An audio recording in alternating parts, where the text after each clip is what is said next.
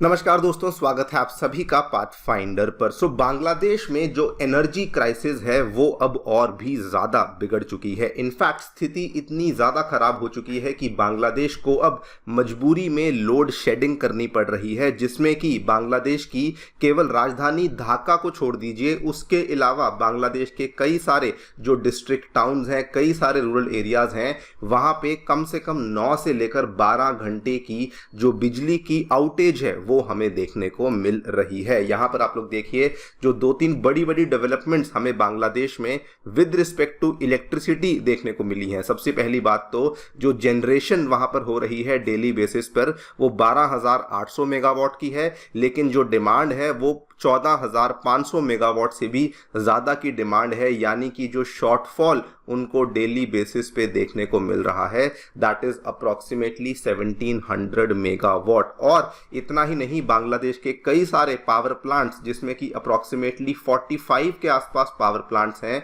वो या तो पार्शियली या फिर कंप्लीटली शट डाउन हो चुके हैं, क्योंकि बिजली का उत्पादन करने के लिए उन पावर प्लांट्स के पास जो प्राइमरी एनर्जी सोर्स होता है, गैस या फिर ऑयल, वो दोनों ही सिचुएशंस अब अवेलेबल नहीं हो पा रही हैं। एंड सबसे बड़ा रीजन जिसकी वजह से बांग्लादेश को बहुत ज़्यादा तकलीफ हो रही है, अदानी पावर के द्वारा जो अभी तक बहुत सारी वार्निंग्स दी जा रही थी, अभी तक अदानी पावर ने वहाँ की सरकार को चिट्ठियाँ लिखी थी कि हमारा जो अनपेड बिल है वो आप पहले चुकाना शुरू कीजिए, अदरवाइज हमें मजबूरन बिजली को कट डाउन करना पड़ेगा। तो अदानी ग्रुप के द्वारा दोस्तों अब बिजली की सप्लाई को कट डाउन करना शुरू कर दिया गया है। हम सभी जानते हैं कि अदानी ग्रुप के द्वारा जो झारखंड में गोडा पावर प्लांट है वहां से बांग्लादेश को पावर सप्लाई किया जा रहा था एंड डेली बेसिस पर 1600 मेगावाट का पावर सप्लाई अदानी पावर के द्वारा किया जा रहा था, लेकिन अब अदानी ग्रुप के द्वारा 500 मेगावाट की सप्लाई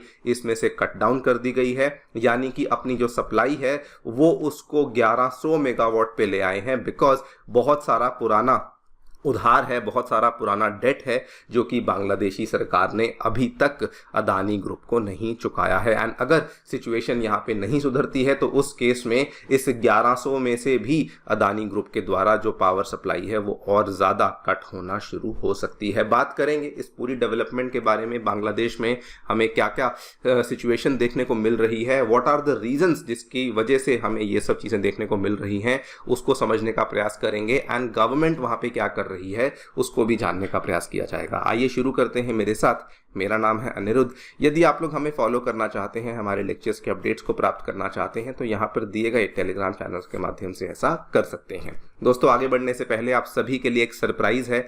अनअकैडमी का ऑफलाइन सेंटर अब आपको बिहार के पटना में भी देखने को मिलेगा और वहाँ पर भी हम लोग आपके लिए यूपीएससी और बीपीएससी के लिए जो ऑफलाइन क्लासरूम्स हैं उनको शुरू कर रहे हैं। एंड ऑब्वियसली इसके साथ साथ हमारे जो ऑफलाइन सेंटर्स हैं वो नई दिल्ली के करोल बाग, नई दिल्ली के मुखर्जी नगर एवं उत्तर प्रदेश के प्रयागराज में आ चुके हैं। इन सभी सेंटर्स में हम लोग दिए गए डेट्स के ऊपर आपके लिए जीएस बैचेस को शुरू कर रहे हैं। एंड जीएस बैचेस के साथ साथ आपको हमारे सेंटर्स में CSAT, essay writing classes, current affairs coverage, test series जैसी सारी सेवाएं अवेलेबल करवाई जाती हैं। फिर भी अगर आपको कोई डाउट है या आपको मेंटरशिप की आवश्यकता है, आप हमारे सेंटर को विजिट कर सकते हैं या फिर आप लोग नीचे दिए गए फ़ोन नंबर्स पर फ़ोन भी कर सकते हैं। Also free study material, Unacademy magazine, syllabus प्राप्त करने के लिए आप लोग हमारी ऐप को डाउनलोड कर सकते हैं, जिसका लिंक आपको डिस्क्रिप्शन बॉक्स में नीचे दिया गया है।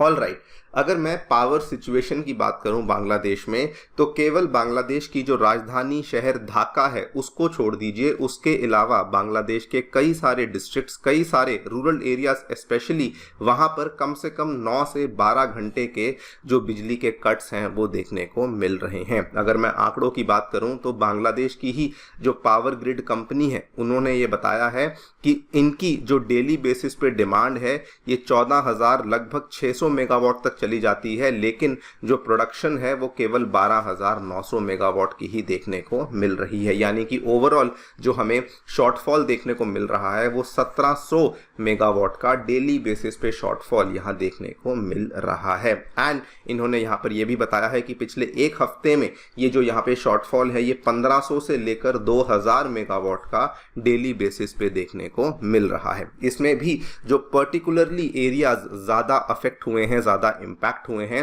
वो 80% of the rural areas in the country हैं, जिनको की highest levels of load shedding यहाँ पे देखनी पड़ रही है। लोड शेडिंग का मतलब बड़ी सिंपल भाषा में, जब आपका बिजली विभाग जो है वो आपको बिजली देनी बंद कर देता है, सप्लाई करनी बंद कर देता है, तो उसे लोड शेडिंग कहा जाता है। फॉर एग्जाम्पल इसमें बताया गया है कि एक टाउन है, इस यहाँ पे पिन को देखिए, ये वाला जो टाउन है दोस्तों इसका नाम है कमिला।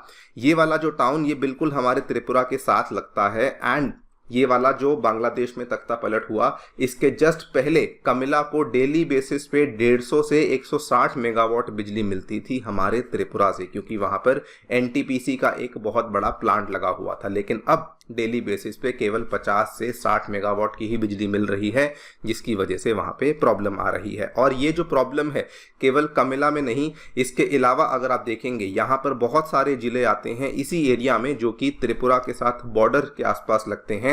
चांदपुर हुआ, ब्रह्मान बारिया हुआ, लक्ष्मीपुर, नोआखाली, फेनी, इन सभी एरियाज में भारी मात्रा में लोड शेडिंग देखने को मिल रही है। इतना ही नहीं, बांग्लादेश का जो नॉर्दर्न एरिया है जहां पर आपको बराकपुर या थर्मल पावर प्लांट देखने को मिलता है, ओवर हेयर यहाँ पर बांग्लादेश का एक बहुत इंपॉर्टेंट डिपो है दिनाजपुर।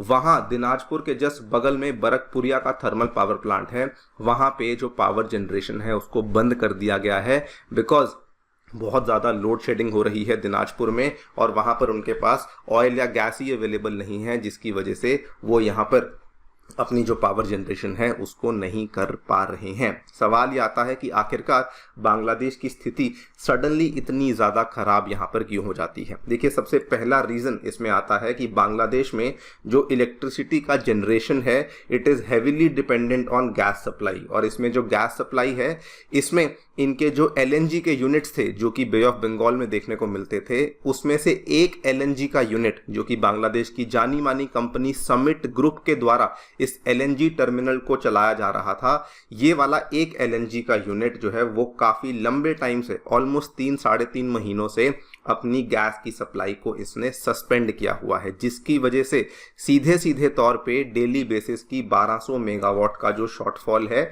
वो इसी वजह से देखने को मिल रहा है। और आपको इसमें आंकड़े बता दूं, बांग्लादेश आम तौर पे डेली बेसिस पे 7000 मेगावाट की पावर जो है वो गैस से निकालता है, लेकिन आज की घड़ी में वो केवल 4800 मेगावाट की ही सप्लाई है जिसको गैस से जनरेट कर रहा है। दूसरा बड़ा कारण ऑब्वियसली अदानी पावर के ऊपर बांग्लादेश हैवीली डिपेंडेंट थी। आप देख लीजिए कि डेली बेसिस पे अदानी का जो गोडा पावर प्रोजेक्ट था वो बांग्लादेश को 1600 मेगावाट की बिजली सप्लाई कर रहा था, लेकिन because of the unpaid bills अब उस सप्लाई को 500 मेगावाट से कट करना शुरू कर दिया गया है। और इसको लेकर अदानी ग्रुप के द्वारा कई सारी चिट्ठियां लिखी गई हैं कि आपकी सरकार का हमारे ऊपर $800 मिलियन का उधार है, वो आपको चुकाना होगा, जिसमें से $500 मिलियन जो है वो ओवरड्यू हो चुका है।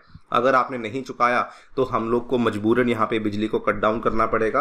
और आज स्थिति वही हो चुकी है कि बिजली को कट डाउन करना अदानी ग्रुप के द्वारा शुरू कर दिया गया है। तीसरा रीजन जिसकी वजह से बहुत सारे पावर प्लांट्स यहाँ पे शट डाउन हो गए हैं वो ये है कि ऑयल और गैस जिसके आधार पे ये पावर प्लांट्स काम करते थे वही इनको सप्लाई मिलना बंद हो चुका है। यहाँ पर एक कारण ये भी है कि जो करंट गवर्नमेंट है उसके इंडिया के साथ जो संबंध है वो बहुत ज़्यादा कॉर्डियल नहीं है। अगर हम देखें इसके पहले जो पुरानी गवर्नमेंट चल रही थी उस टाइम तक इंडिया के द्वारा एक दिनाजपुर से लेके सिलीगुड़ी के बीच में एक ऑयल पाइपलाइन को बनाया गया था, जिसके माध्यम से हम लोग बांग्लादेश को डीजल जो सप्लाई है वो करते थे।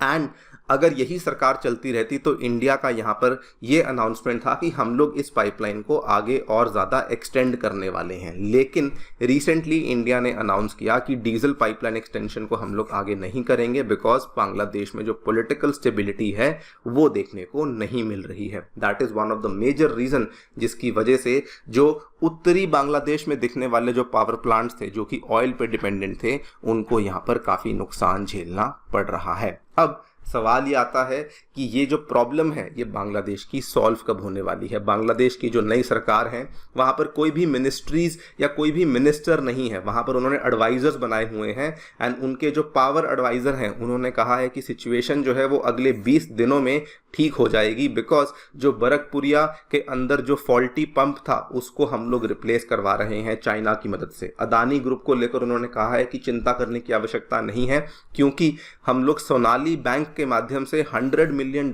अदानी ग्रुप को एलोकेट कर चुके हैं, लेकिन चूंकि डॉलर्स की शॉर्टेज है इसकी वजह से पेमेंट यहाँ पे डिले हो चुकी है। लेकिन दोस्तों $100 मिलियन से सिचुएशन सॉल्व नहीं होने वाली है। $500 मिलियन सीधा सीधा यहाँ पे ओवरड्यू है, जिसकी वजह से प्रॉब्लम आई हुई है। एंड ऑल्सो केवल अदानी ग्रुप ही नहीं, ये सारी वो भारत की कंपनियां हैं जिनके ऊपर बांग्लादेश डिपेंडेंट था, जिसको अगर आप टोटल करेंगे तो ऑलमोस्ट मान लीजिए $1,000 मिलियन से भी ज़्यादा का आपका जो लोन है वो इंडिया के ऊपर बना हुआ है, जिसको अगर आपने नहीं चुकाया तो आपकी पावर क्राइसिस और भी ज़्यादा यहाँ पर बिगड़ सकती है। एंड सबसे इंपॉर्टेंट चीज़ तो बांग्लादेश की पॉलिटिकल स्टेबिलिटी है। अगर वो नहीं आएगी तब तक बांग्लादेश में इकोनॉमिक स्टेबिलिटी नहीं आ सकती है। देखते हैं क्या होता है। बाकी जो भी आपकी राय है हमें डेफिनेटली बताएं कमेंट सेक्शन में। Thank you so much for listening. Stay tuned and